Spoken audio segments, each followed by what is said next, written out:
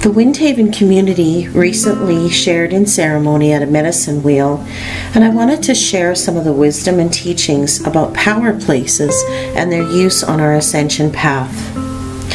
The ancient indigenous people of the plains used the sacred sites as power places to commune with the divine. Many of the sacred sites are physically located where earth ley lines of the grid meet and cross, or where vortexes are created. These are places of power. The veil between the worlds is becoming thinner, and it's getting easier to connect with the other side, with your entourage of guides, angels, archangels, and other divine beings who are lovingly waiting to work with you. When you visit a power place, you can use your conscious intent to more easily connect and receive messages from your higher self and from your divine entourage who are working with you from the other side. We are in a time in humanity that has never before been encountered. We are ascending as a collective, experiencing higher frequencies, higher vibrational essences. The crystalline grid is shifting, and people are coming together in ceremony with sacred intent, with pure hearts full of love and compassion. In this way, they act as a portal for the new higher vibrations to go into the crystalline grid to be available for all of humanity. The crystalline grid is located within the earth. It holds the memories of events that occurred in that place. So where there were wars or major events that occurred, we may be able to intuitively feel the energies of what occurred there. But the grid is shifting. It's recalibrating to hold vibrations of love and compassion, positive energies. So as more people come together in groups in ceremony, we are assisting the earth in its shift of the grid, as we are creating new vibrations for the earth to transmute the old energies into a new vibration.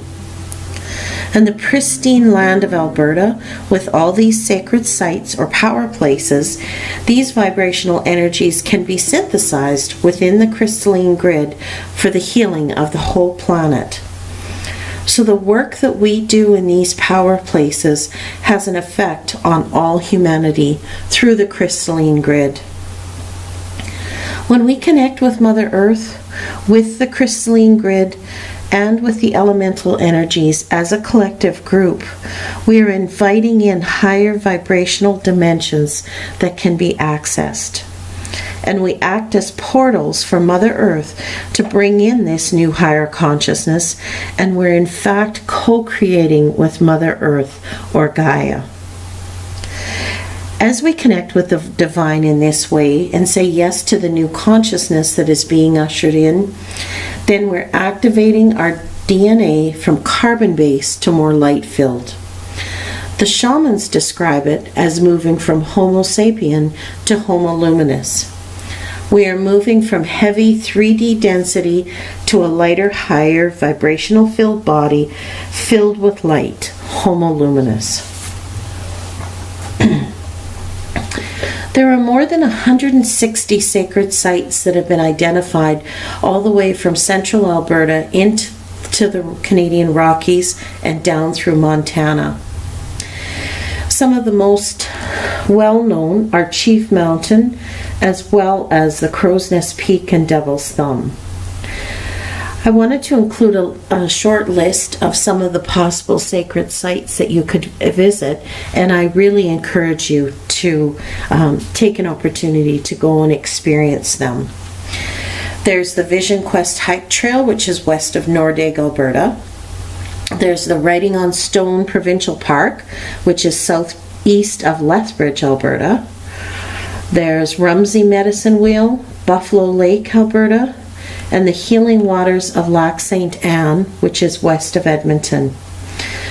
There are the sacred grounds of the Kootenay Plains, which is in central Alberta, west of Rocky Mountain House.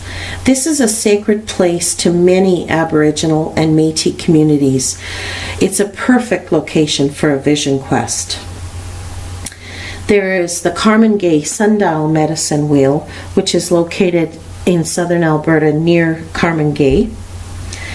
There's the Medicine Lake Provincial Park, the Majorville Medicine Wheel, and the Valley of the 10 Peaks, which is in Banff National Park.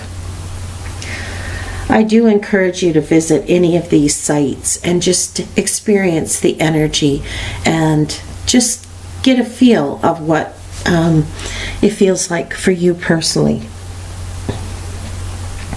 The Indigenous people shared an ancestral connection to the land. By exploring these sacred sites, we find new ways to experience their culture. When you see these sites, you're invited to take a journey across the landscape and learn how trees, rocks, and water have shaped the beliefs of an ancient people. The early Plains people believed that we're all connected. That is what is held intrinsically in the phrase, all my relations. The shaman believes that the stone people, the plant people, the two-legged, the four-legged, the winged, the furred, the feathered, all are connected with us and they share their wisdom. And we as humans are to be stewards of them, to take care of them. When the old elder was asked, "Who are you?" he replied, "I'm the rock, I'm the tree, I am the deer, I am the river, we are one." So when you visit these sacred sites and share in the energies of these places of power, we can really start to feel the connection. Listen to the rocks. What wisdom might they share with you? Listen to the trees whispering on the wind. What messages are for you? I also wanted to share just a little bit of protocol around visiting these sites, especially medicine wheels. A medicine wheel is best described as a mirror within, which everything about the human condition is reflected back. It requires courage to look into the mirror and really see what is being reflected back about your individual life.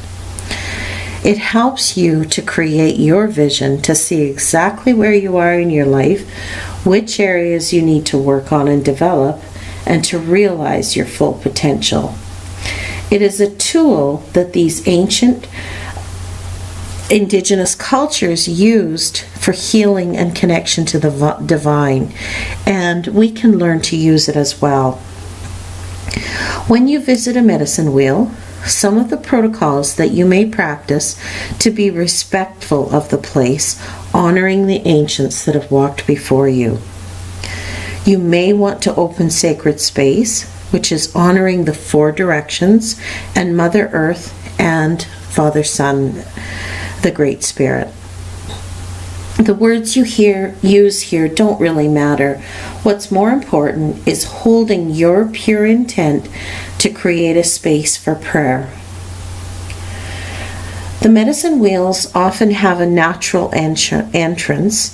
You should use the entrance and enter the space respectfully and ask the spirits of the place if you may enter. You may want to even make a tobacco offering before entering.